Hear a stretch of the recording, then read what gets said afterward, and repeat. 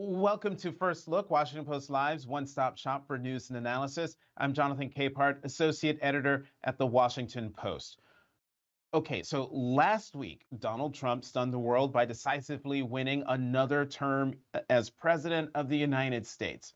This week, Trump has been stunning Washington and even his fellow Republicans with some of his cabinet appointments. Joining me now to talk through another momentous week, Washington Post national political reporter Isaac Arnsdorf. He's also the author of Finish What We Started, The MAGA Movement's Ground War to End Democracy. Isaac, welcome back to First Look.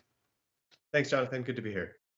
So, Isaac, I don't even know where to begin. So let's start with the most recent controversial cabinet pick, vaccine skeptic Robert F. Kennedy Jr. as the Secretary of Health and Human Services. What's Trump's thinking here? This is exactly what he said he would do. He said he would put RFK Jr. into, I think his words were, run wild with the health. During the campaign, he viewed the endorsement from RFK Jr. As very significant, providing an image of bipartisanship, since he used to be a Democrat, and really electrifying a wing of Trump's own base. As well as possibly having some crossover appeal. So his campaign was very eager to get that endorsement. And Trump was very clear that he intended to reward it with an administration post. And, exactly whether that ended up being HHS or some kind of other position, here we are. Run wild could also be sort of the mantra for a lot of his picks, what he wants them to do to the various agencies. So now to Trump's pick as Attorney General, Congressman Matt Gaetz, now former Congressman Matt Gaetz, Republican of Florida, divisive figure who was the focus of a House Ethics Committee investigation and the subject of a since closed sex trafficking investigation by the Department of Justice. A headline in your story with Josh Dawsey read in part that Trump was quote, daring Senate GOP to defy him. Will they defy him on the Gaetz appointment? Well, the vote's not for another few months, so there's a lot of time for more information to come out, and for some persuasion and arm twisting to go on. If the election were held today, or the confirmation vote were held today, based on the initial reactions from senators, they had a lot of questions. It was not exactly the kind of pick that they were hoping for. And look, in a 53-seat Republican Senate, basically any nominee who's broadly acceptable to the Republican coalition should have no problem getting through. This is not like this is not the kind of divided Senate where you're going to be facing confirmation battles no matter what. So this is a choice that the incoming president is making for how he wants to spend his political capital and occupy his initial weeks in office. Then there's Pete Hegseth for Secretary of Defense. He's a veteran, a former Fox News Weekend host, vocal supporter of Donald Trump. But how worried is the national security establishment that he doesn't have the managerial skills to run a behemoth like the Pentagon?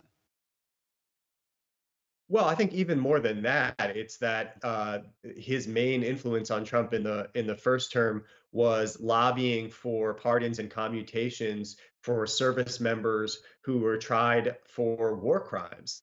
And so that's an indication of his attitude about how service members and the U.S. military more broadly should conduct themselves. And that, Trump did make those Trump did grant that clemency, that relief over the objection of Pentagon civilian and military leadership. So, that's probably the most controversial thing about Pete Hegseth. And there's also now some reporting. The city of Monterey police have confirmed that there was a 2017 sexual assault complaint against him that did not result in charges. We're trying to learn more about the circumstances there. Um, There's one pick that when we're talking about Donald Trump, but there's one pick here that falls into the conventional category and has received broadly approved by most Republicans, and that's Senator Marco Rubio of Florida as Secretary of State. That's quite a change from what Donald Trump called Senator Marco when they ran against each other in 2016. Trump branded him Little Marco. How did that relationship change? Well, my colleague Marianne Levine has some reporting about that relationship from during the campaign when Rubio was considered as a running mate, and basically it was a personal person to person level where Rubio actually made kind of a self-effacing joke about some of the harsh words that they exchanged during the primary, and they moved past it and have developed a relationship. So Rubio is, in contrast to the others we've talked about, is probably going to pick up some Democratic votes. There was a very complimentary statement from Senator Mark Warner. So that's exactly the kind of nominee who you would expect to sail through confirmation, but not the preponderance of who Trump is putting forward. hmm Trump also appointed business executives Elon Musk, excuse me, and Vivek Ramaswamy to lead a new commission on cutting government spending and regulation. Isaac, what's up with that? Do they even have the needed tools to maneuver the massive federal government and accomplish whatever this goal is? Well, what they do have, particularly Elon Musk, we can say, is he has the ear of the president-elect. And, it cost him more than $100 million spent on the campaign to have that benefit. But, a lot of times with these kind of czars or commissions, these structures and task forces that don't actually fit into an agency or a department, is they don't have legal authority. So it depends how they structure it, where they house it exactly, and how it would have the ability to actually implement any of the ideas that it comes up with, or if it's more just going to be window dressing and PR. Yeah, I wonder how it will compare with a similar effort by then Vice President Al Gore in the way, way back. He did this something very similar. Isaac, let's talk about Trump's call for recess appointments, which would let him avoid Senate confirmation for some appointees. How likely is incoming Senate Majority Leader John Thune to go along with that?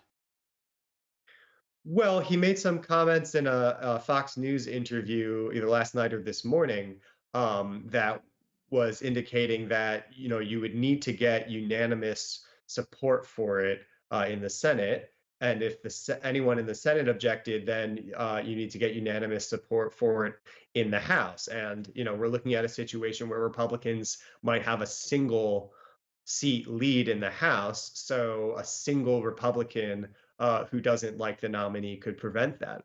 I mean, look, recess appointments are sometimes used for judges or lower level positions, but the idea of having recess appointments to avoid any kind of scrutiny over major cabinet jobs is just not something that usually happens.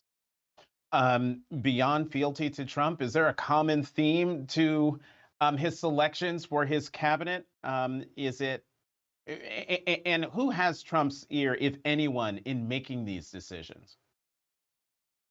Well, the people who are getting them, right? I mean, there's not like a super organized structure or vetting process, and the reason that they're coming out so quickly is less about preparation that was done before the election, because there wasn't a ton, and more about him going with people. And I think that's the other theme you're seeing, is his first cabinet was a lot of outsiders and business leaders and people with no government experience like himself. And you're now seeing him draw on a lot of current and former Republican lawmakers. And that's a reflection of having been president before, being the leader of his party for so many years now, and having a large network to draw on, and also having run out of the party everyone who wasn't on board. Yeah, he's picked so many people from the House that Speaker Mike Johnson has said, "Please, enough. Okay, okay." Because of that thin majority that you're talking about, we're going to go a little bit over because I want to ask you a question about your book. Now, again, the name of your book is "Finish What We Started: The MAGA Movement's Ground War to End Democracy." How do these initial cabinet appointments feed into your ground war thesis? Well, look, I mean, we saw that in the election, the way that since January 6th, uh, the Republican Party became more dedicated to Trump than before. And the movement really actually expanded its appeal beyond his base before to produce the results that we saw in the election. Now, the American people gave Trump the power that he was asking for, and it's up to him and the people around him how he's going to exercise it. And when you look at talking about something like recess appointments we were just discussing, the new executive dissolving the legislature to force through his loyalists, think about how we would report on that if it were happening in another country. That's for sure. Yes, Washington Post national reporter, political reporter Isaac Arnstorff. Thank you very much for coming back to First Look. Have a good weekend. Thanks, you too. Time for the Opinions Roundtable. So let's go to the opinion side of the Washington Post, where we will find Washington Post columnists EJ Dion and Ramesh Ponnuru. EJ, Ramesh, welcome back to First Look. Good morning. Thanks. Good to be with you. Okay, so this is a question for both of you, but EJ, I want you to go first. What do you make of the current Trump cabinet picks? Which do you like? Which concern you? And is there any chance the incoming Republican controlled Senate will reject some of these choices? So I suppose that I would say on the like category, even though I don't agree with him on a lot of things, Marco Rubio seems at least a plausible choice for Secretary of State. When you look at this murderer's row, Michael Wallman of the Brennan Center called it a form of performance art. Gates, Gabbard, Robert Kennedy Jr., and Pete Hegseth. This is an extraordinary list, to be gentle about it. And you're already seeing within the Republican Party among elected officials, but also in Republican opinion circles like the Wall Street Journal editorial page, saying that it's preposterous to imagine Gates as Attorney General, that Tulsi Gabbard has shown over the years far more sympathy for America's enemies than her friends. Robert Kennedy Jr., his views on health are so dangerous and far outside the mainstream. And then there's Hegseth, whose experience, God bless him for his Bronze Stars, but his experience runs from one talk show to another. So I think it's plausible that some of these people just do not get through.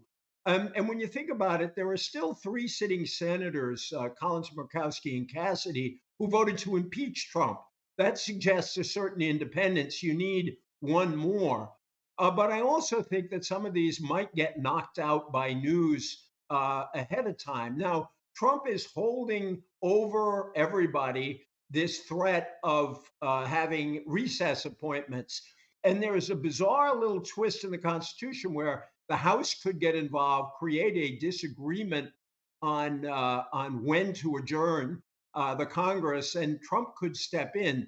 This would be an extraordinary abuse of executive power. It might possibly be legal, but this is just, I think, a terrible way for him to start right off the top. He's reminded everyone of why his critics said, when he says how he will govern, believe him, because this is what Trump told us he would, the kind of thing he told us he would do. And just a note, RFK, the selection of RFK Jr. is so bad. The New York Post has a scathing editorial against his pick. Ramesh, your thoughts? Sure.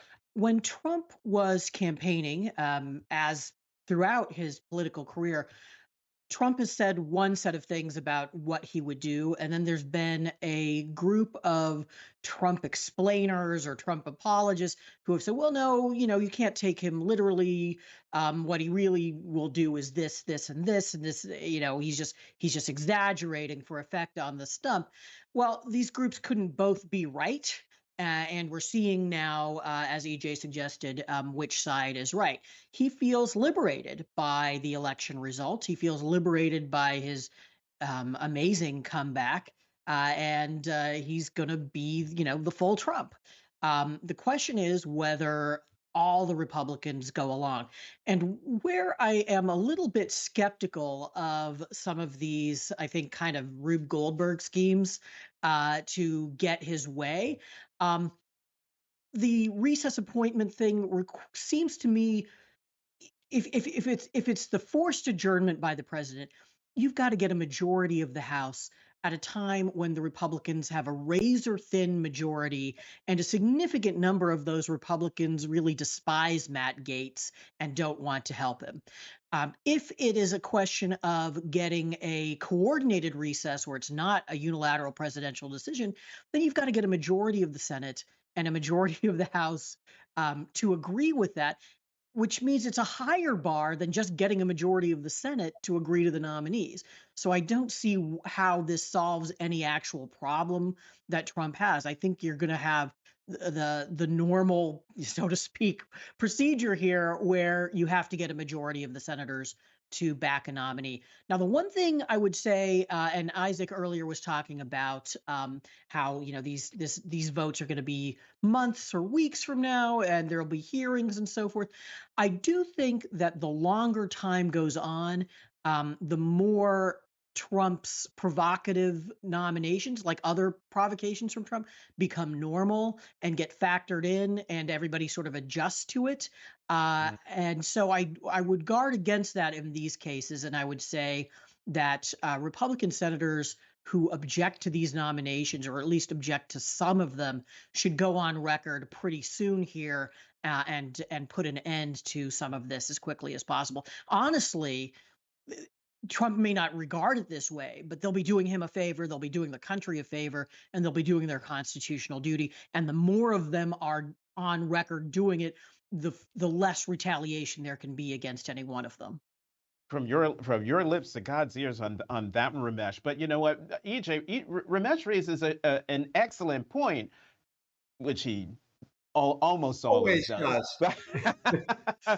But the idea that, because we're months away from confirmation hearings happening, by the time they happen, the American people and politically might be, well, so what? This ethics committee report comes out and shows all these horrible things, allegedly, that Matt Gaetz allegedly did. But, oh, well, we know that now. We should confirm him. Isn't that a real danger? Well, I think complacency about anything related to Trump is always a danger. So I agree with that. And by the way, I think Ramesh makes an excellent point, particularly about Gaetz, who's loathed across the Republican Party. And depending on the size of the House majority, which Trump is chipping away at by naming all these House members to his cabinet, I think it is a Rube Goldberg machine, but you can't at least rule out this possibility. I think that if I think it's just very hard to see, particularly Gaetz and Gabbard, and probably RFK Jr.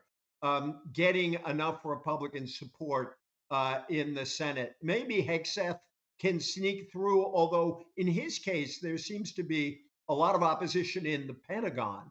And so I agree with Ramesh that Republicans would be far better off to come out soon in substantial numbers.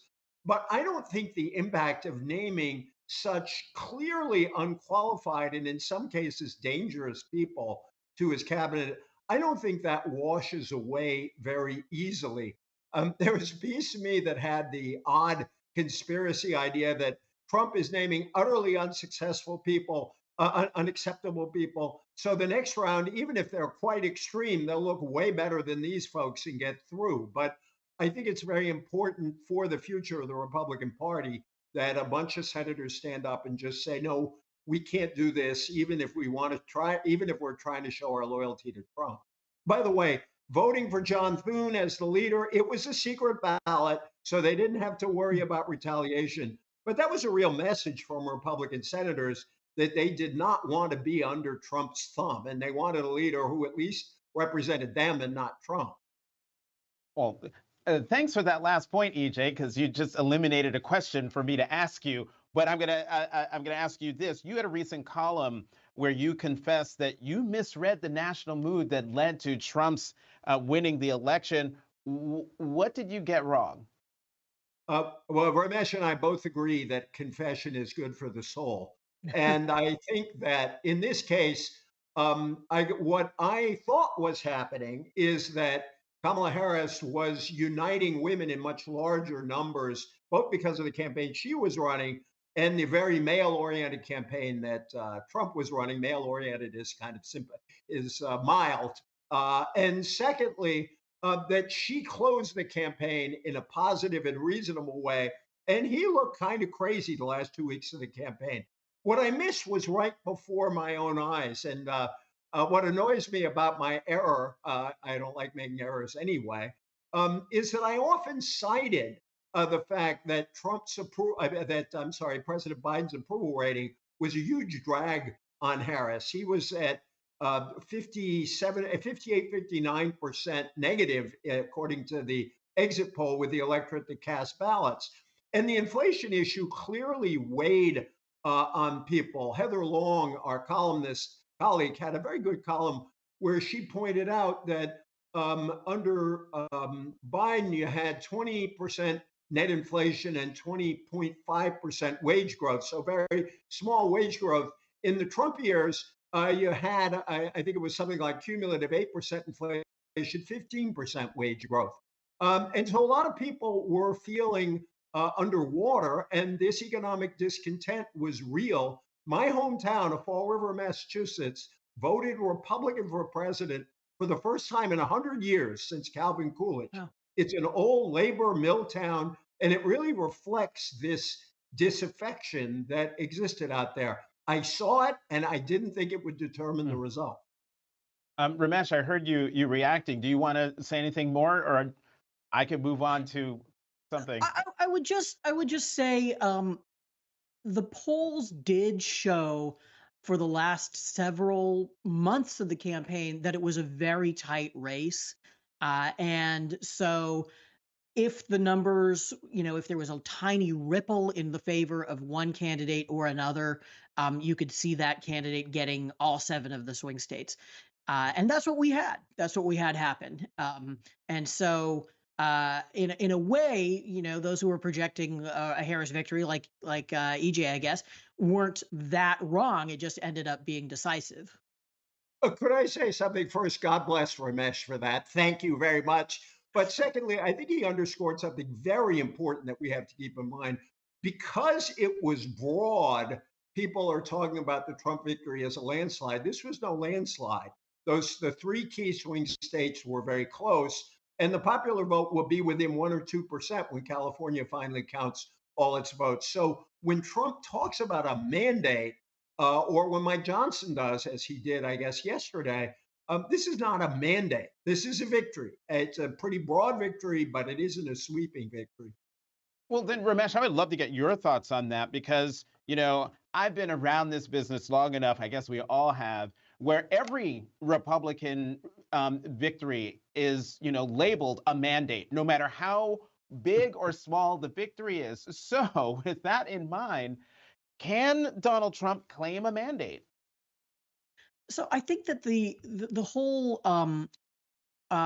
secret to a mandate is that it is itself a political campaign, right? You kind of construct the idea that you want a mandate. Look, it's not as though all those millions of Americans who voted for Donald Trump were voting for RFK Jr. for HHS secretary. A lot of them weren't thinking about that at all. Some of them were probably hoping that Trump would not indulge his worst instincts as president, and this, I think, counts as part of that.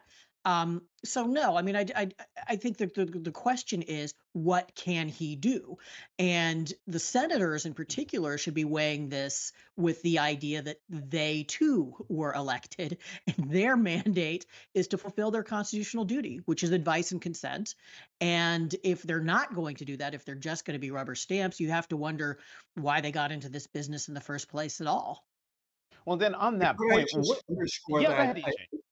Yeah, I think that let's say Trump has 50% of the vote.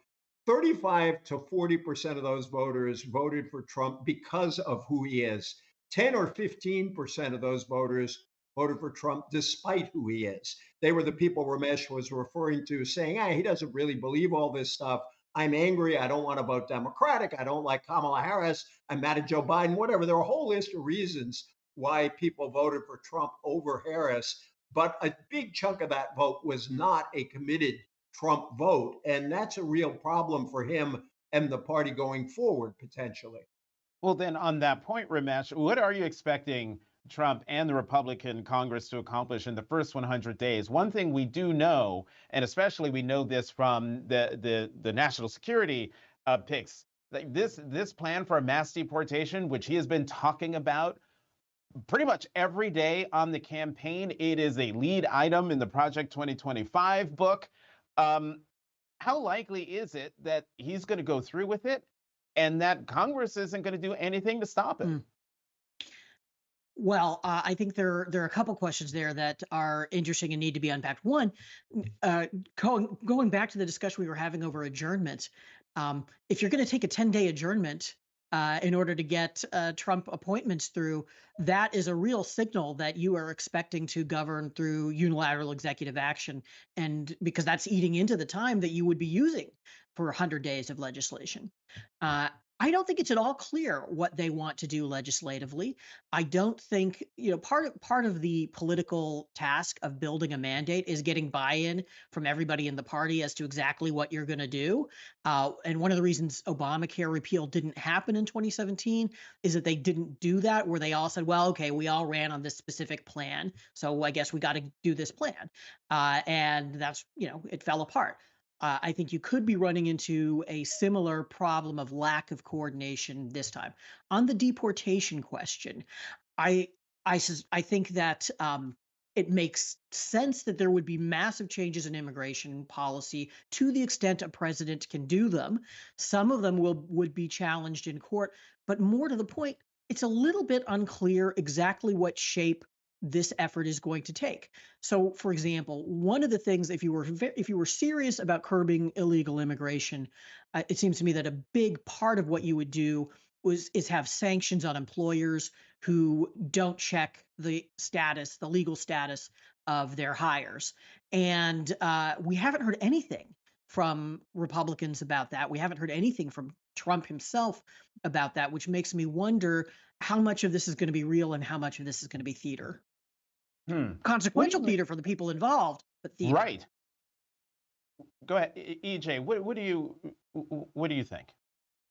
Well, first of all, on the Congress, the only thing that's really clear is that they want to reenact, sort of renew something like the Trump tax cuts. Now, even that is going to be more complicated than it sounds, because there will be disagreements within that very small House Republican majority over what exactly should be in this renewed tax cuts. You do have some Republican members from high local tax states who will want a bigger state and local deduction. You have a group of Republicans who don't want to repeal the clean energy tax credits, because those have done the pass under President Biden, because those have created a lot of economic activity in their states. So you will have some disagreements, but if the Republicans can't pass a tax cut bill, they can't do anything.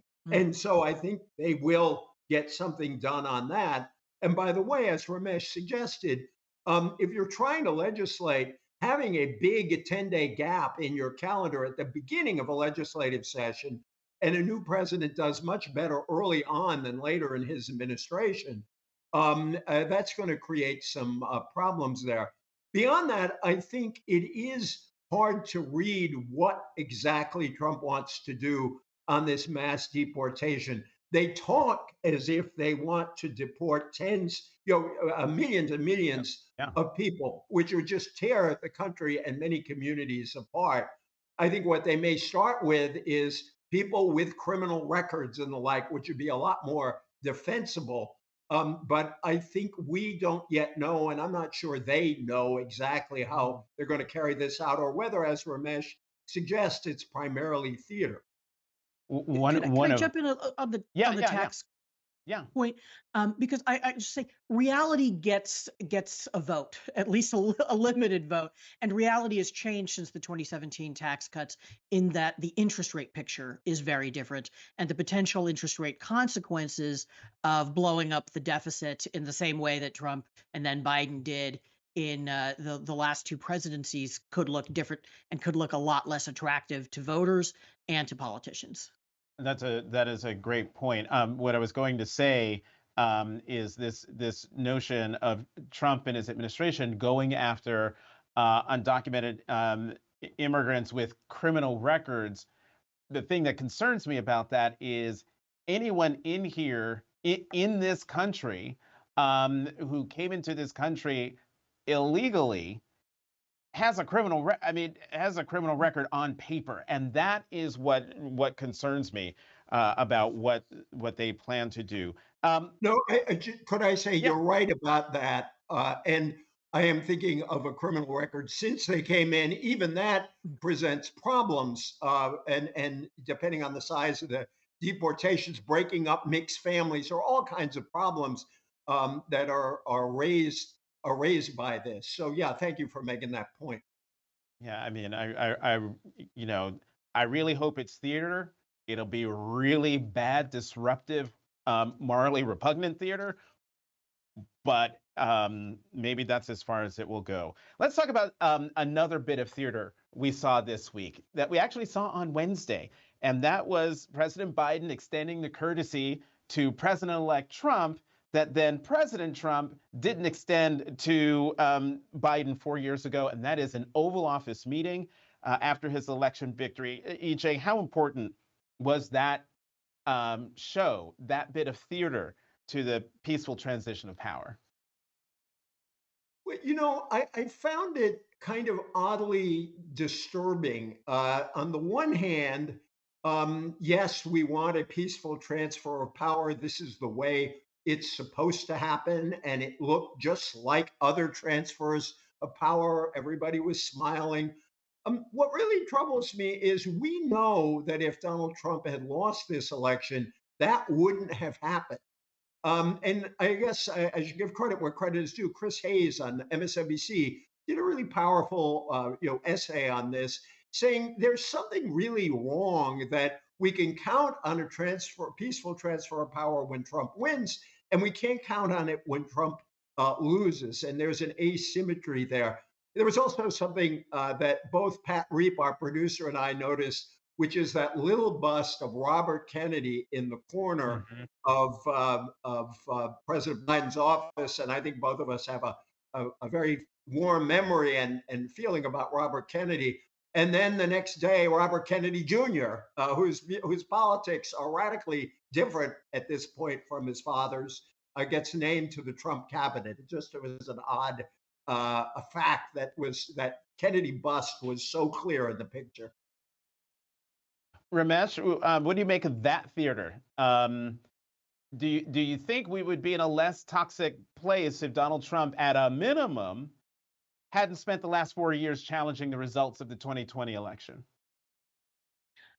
Well, it depends on who you mean by we, because Trump would not be in the White House if he had not done that. Sometimes you hear people suggest that Trump disputed the 2020 election just for as a matter of ego. He couldn't face that he had lost and he had been rejected. But I think it was actually more strategic than that. That typically modern political parties throw away politicians who lose, and by preventing the party from absorbing the fact that he had lost and maybe even going on to ask questions about why he had lost, he preserved his viability. I'm sorry to say that it worked, but it absolutely worked. One more question in the 2 minutes that we have left, and just remembering something, because sitting over here, I've got Morning Joe, just in case something breaks and we can talk about it. But they had a story on Elon Musk, and that reminds me, there's a story in the New York Times citing two sources that Elon Musk met with the Iranian ambassador to the United Nations. EJ, I'm just wondering, um, doesn't that violate some kind of something? Are Americans allowed to do that by law? Well, there is the Logan Act, and there is all sorts of talk when an American politician or whatever Elon Musk is now meets with a foreign leader, particularly someone hostile to the United States, whether this violates the law. But whether it violates the law or not, it is very disconcerting to see this happen before an administration takes office. There's a lot of interesting speculation about Elon Musk and whether Trump will be able to stand someone who gets this much attention all the time.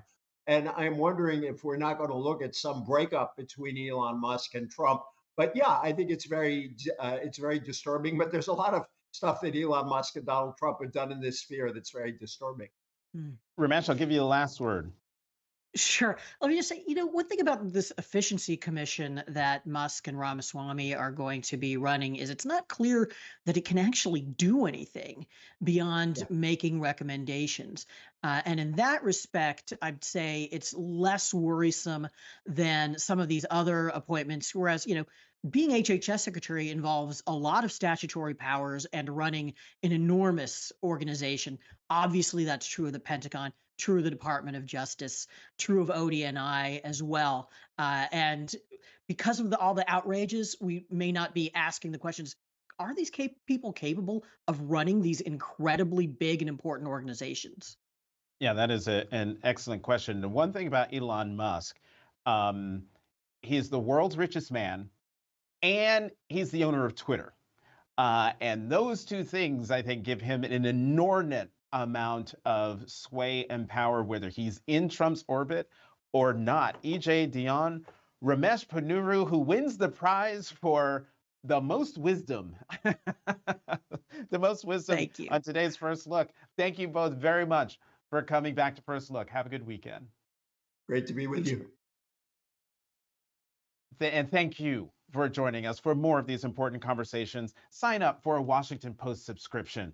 Get a free trial by visiting, you see it there on the screen, WashingtonPost.com/live. Again, that's WashingtonPost.com/live. I'm Jonathan Capehart. Thanks for watching Washington Post Live's First Look.